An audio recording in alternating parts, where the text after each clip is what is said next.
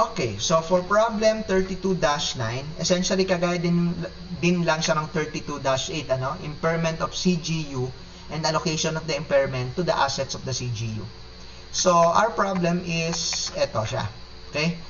So yung CGU daw has a value in use of 11 million. No? So ibabangga natin siya doon sa carrying value niya na 16 million. Yung 16 million galing sa pinagsama-samang asset ng CGU, yung building, equipment, and inventory.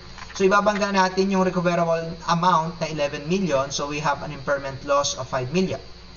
Now, yung impairment loss na yan, ang mag-a-absorb lang po ay building at ang trademark according to their carrying value as given here, 8 at saka 4. So 8 over 12, 4 over 12 as shown here.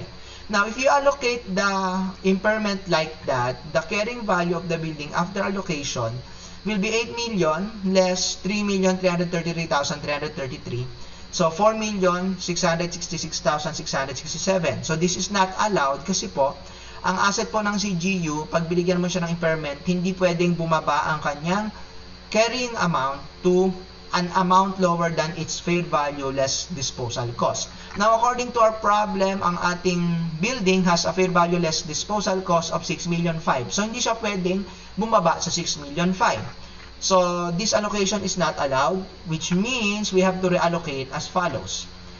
Yung impairment ng CGU na 5 million, ang i-absorb lang po ng building is 1,500,000. No? The difference between its carrying amount of 8 million and fair value less cost to sell of 6.5.